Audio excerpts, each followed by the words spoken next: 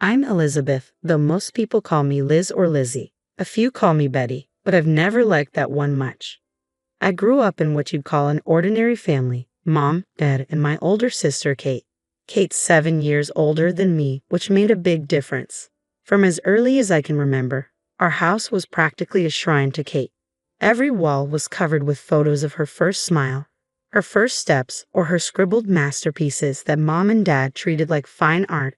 I was there too, but just kind of there. I got used to it, wearing Kate's hand-me-downs, playing with her old toys. It wasn't ideal, but I didn't know anything else. I learned to stay quiet and go with the flow. As time went on, the pattern held steady. Kate got new clothes. I got her old ones. She received the latest toys. I played with what she'd outgrown. But I never complained. I just existed. When I reached high school, Kate had already moved out for college on a scholarship. I thought maybe, with her gone, my parents would notice me more. But no, it was still all about Kate, her college adventures, her new boyfriend, her bright future. Then one Sunday she burst in, grinning from ear to ear.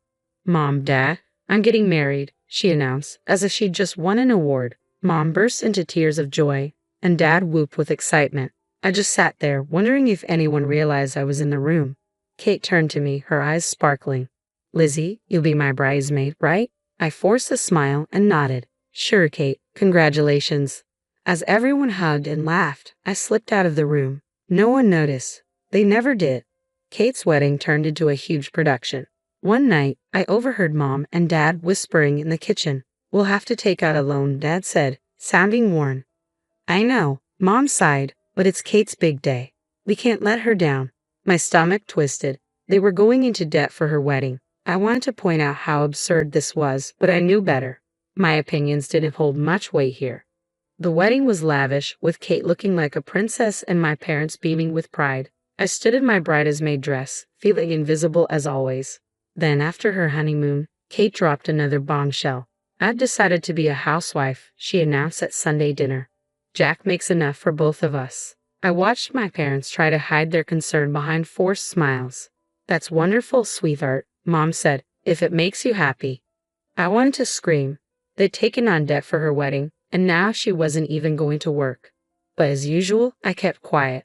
Soon enough, Kate was pregnant, with twins. Mom and Dad were overjoyed, spending every free moment doting on Kate and preparing for the babies. Then came the next idea. "We should help them buy a house," Mom suggested one night.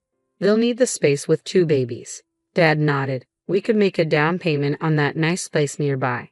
I couldn't stay silent anymore. "Are you serious?" I blurted out. "You're already in debt from the wedding, and now you want to buy them a house." They looked at me, almost surprised, like they'd forgotten I was there. "Elizabeth," Mom said, her tone sharp, "this is what family does. We help each other." The twins were born a few months later, 2 little boys, as adorable as could be. Mom and Dad spent every moment at Kate's new house, cooing over the babies. Meanwhile, I was finishing high school, thinking about college, but wondering how I'd pay for it. Finally, one night, I worked up the courage to ask, "Mom, Dad, I'd been looking at colleges." "That's nice, dear," Mom said, not glancing up from the photo album she was making of the twins. I took a deep breath. I was wondering, could you help me with tuition? They exchanged that look, the one that meant they'd rather discuss anything else. Dad cleared his throat. "Well, sweetie, we'd love to, but with the loan for Kate's wedding and helping with the house, we can cover half," Mom interrupted, as if that was generous. "But you'll need to figure out the rest on your own." I felt like I'd been punched. Half. After everything they'd done for Kate, half was all they could offer me. But I knew it was pointless to argue. "Okay," I said softly, "thanks." As I turned to walk back to my room, I heard them resume chatting about the twins' latest adorable antics. Closing my door, I leaned against it and for the first time in years let myself cry. I ended up enrolling in the local community college, not my dream, but the only option I could afford. To cover the gap, I took a part-time job at a nearby diner. Balancing classes and waiting tables was exhausting. Most nights, I came home dead on my feet, dreaming only of collapsing into bed. But even that small comfort was often snatched away. It started one Friday evening. I'd just finished a grueling shift and was looking forward to face-planting into my pillow when I walked in to find Kate in the living room, the twins crawling around her feet. "Oh, Lizzie," she exclaimed. "Thank God you're here. I'm at my wit's end with these two. Can you watch them for a bit? Jack and I haven't had a date night in ages. Before I could respond, she'd slipped out the door, leaving me with two screaming toddlers. What the hell? I muttered, staring down at my nephews. Don't get me wrong, I love the little terrors, but this wasn't what I'd signed up for. Mom wandered in from the kitchen. Your sister's exhausted, honey. This is what family does. Besides, it'll be good practice for when you have your own kids. Kids? I was barely keeping my head above water as it was.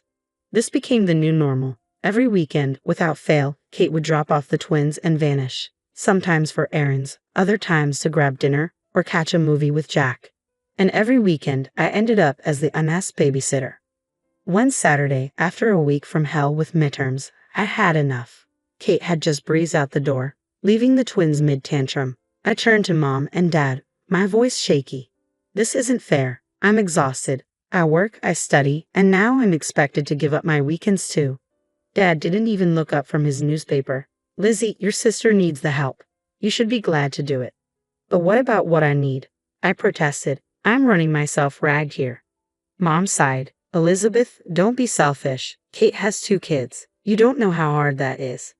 I gave up. It was clear they weren't going to listen. So I resigned myself to my new reality. Classes during the week, work in the evenings, and unpaid babysitting on weekends. A personal life?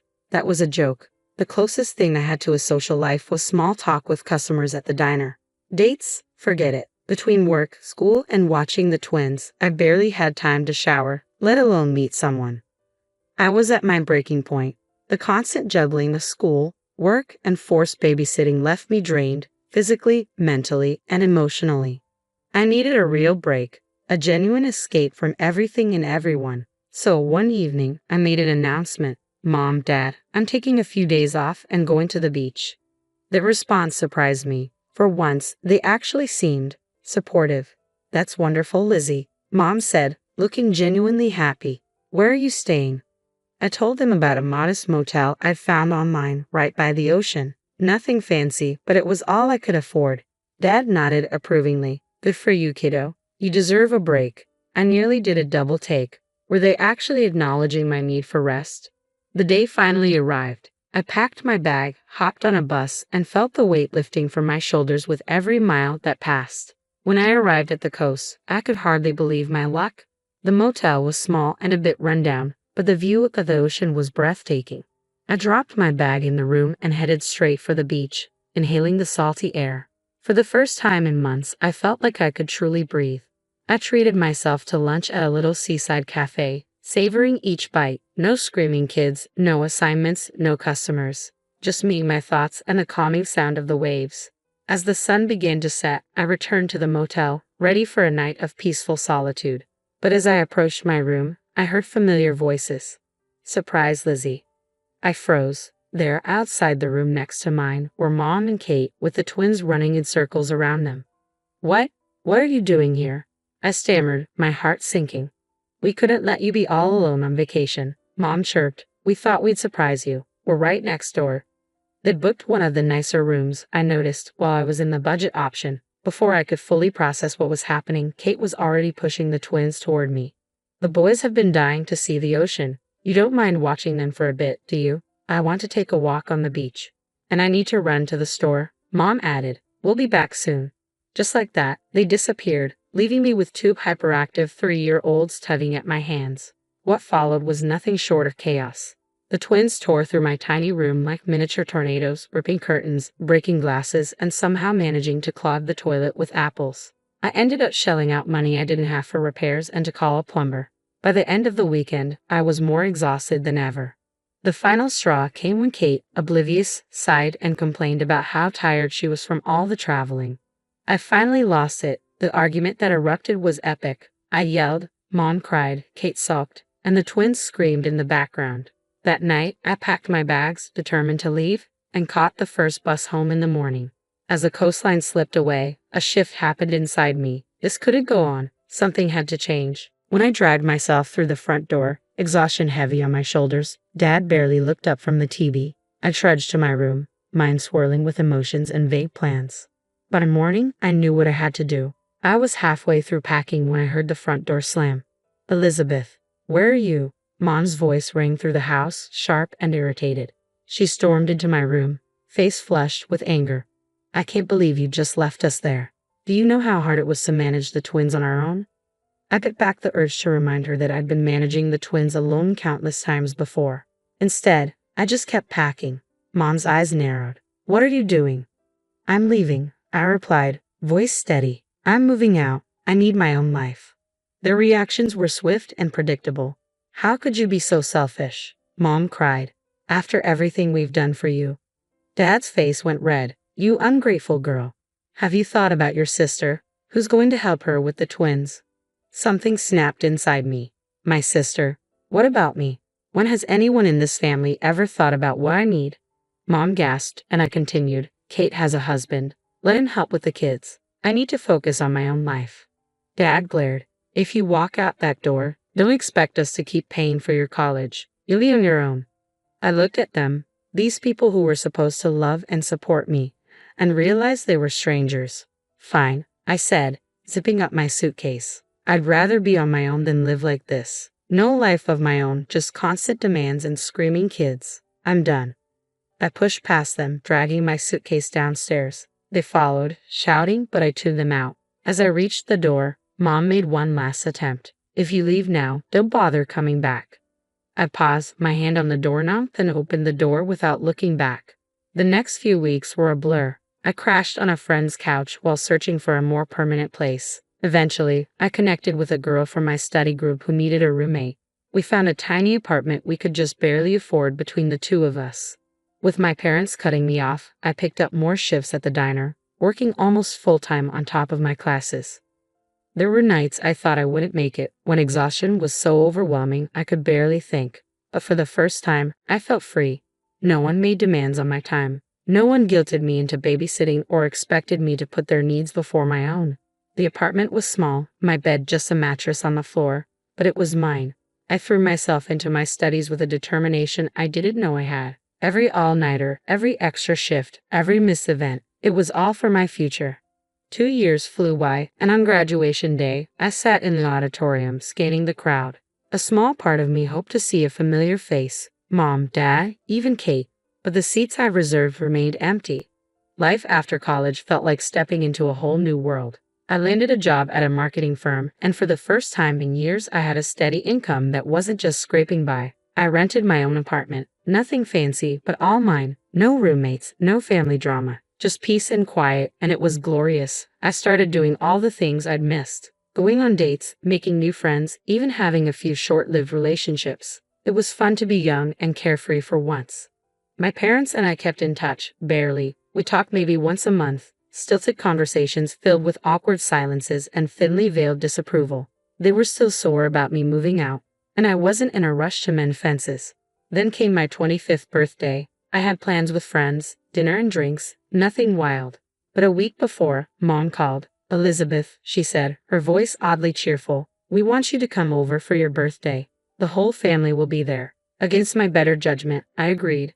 Walking into my parents' house was like stepping back in time. Kate and her husband were there, the twins, now 7, running around like little tornadoes, aunts, uncles, and cousins mingling and smiling. Happy birthday, Lizzie, they chorused as I walked in. I put on a smile, accepting the hugs and well wishes. Then Mom handed me an envelope with a flourish. This is from all of us, she said, beaming. As I opened the envelope, my stomach sank. Inside was a ticket to a beach resort. We're all going, Dad announced proudly. A big family vacation. We've paid for everything. I froze. A family vacation, with the twins. It was my ruined beach shirt all over again. I opened my mouth to refuse, but Mom squeezed my arm, whispering harshly, Don't you dare make a scene, not in front of everyone. So, I forced a smile and thanked them, all while screaming internally. The party wound down, relatives trickled out, and finally, it was just us. Me, Mom, Dad, Kate, and her family. I couldn't hold it in any longer. I'm not going, I said flatly. What? Kate gasped. But it's a family trip. Exactly, I replied. And I'm not interested in spending my vacation babysitting your kids again. Kate burst into tears. You don't love us at all, do you? You don't care about your nephews. I care about them just fine, I snapped. But if I wanted kids, I'd have my own. The argument went in circles. Mom called me ungrateful, Dad looked disappointed, and Kate kept crying, all trying to guilt and pressure me into giving in. Finally, exhausted, I said, "Fine, I'll go." They all looked relieved, like they'd won some great victory, but they had no idea what I had in mind. The day of departure arrived, and I found myself at the airport surrounded by my overly cheerful family. Kate and her husband were practically bouncing with excitement, already making plans for all the alone time they'd have while I watched the twins. "You'll have so much fun with Aunt Lizzie," Kate told the boys, winking at me. "She'll take you to the beach, build sandcastles, maybe even go snorkeling." As we approached the check-in counter, I made my move. "Oh, I need to use the restroom," I said, feigning discomfort. "You guys go ahead and check in. I'll meet you at the gate." They nodded, distracted by luggage and excited children. I watched them get in line, then turned and walked in the opposite direction. My heart pounded as I approached a different check-in counter. I handed over my passport and the ticket I'd bought weeks ago for a flight to a small, peaceful island resort. Once through security, I found a quiet corner and pulled out my phone. With shaking hands, I typed a message to Mom. "I'm not coming with you. I'm going on my own vacation. Enjoy your trip." I hit send and immediately turned off my phone, avoiding the inevitable fallout. When I settled into my seat on the plane, I turned my phone back on briefly. It immediately exploded with notifications, missed calls, voicemails, angry texts. I listened to one voicemail from Mom, her voice shrill and furious. "Elizabeth Morgan, how dare you abandon your family like this? You've ruined everything." Your sister is in tears, her husband is furious. They were counting on you to watch the boys. You're the most selfish, ungrateful. As the plane took off, I sipped my champagne and gazed out the window. Yes, I felt a pang of guilt, but overwhelmingly, I felt free, like I could finally breathe for the first time in as long as I could remember. I was going on a trip that was just for me. No obligations, no babysitting, no family drama. Just me, the beach, and whatever I decided to do. When I arrived on the small tropical island, the warm breeze greeted me as if to say, "Welcome to freedom." I checked into my resort, a modest but charming place right on the beach. Out of curiosity, I turned my phone back on, and it instantly flooded with hundreds of messages, missed calls, and voicemails. I scrolled through a few with a mix of amusement and trepidation. "How could you do this to us?" from Mom. "You ruined everything," from Kate. "You're so selfish," Elizabeth, from Dad. I couldn't help but smile. For once, I'd chosen myself over their demands. I turned the phone off again and locked it in the hotel safe. For the next week, I was unreachable, and what a week it was. I lounged on the beach, read books uninterrupted, went snorkeling, and even tried surfing. I chatted with other vacationers, went on a few casual dates, and stayed out as late as I wanted. No schedule, no responsibilities, no screaming kids. Just me and the rhythm of the waves. Too soon, it was time to head home. I returned to my apartment tanned, rested, and more centered than I felt in years. But the real world was quick to intrude on my newfound peace. The very next day, there was a pounding on my door. I opened it to find Mom and Kate, faces red with anger. "How dare you?" Mom screeched, barging in without invitation. "Do you have any idea what you've done?" Kate wasn't far behind. "You ruined our entire vacation." The boys were devastated. They launched into a tirade, voices overlapping as they hurled accusations and insults. I was selfish, ungrateful, a terrible daughter and sister.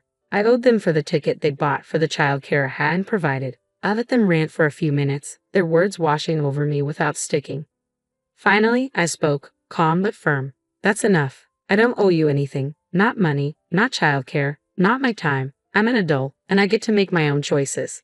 Mom opened her mouth to argue, but I held up a hand. "I'm not discussing this further. Please leave.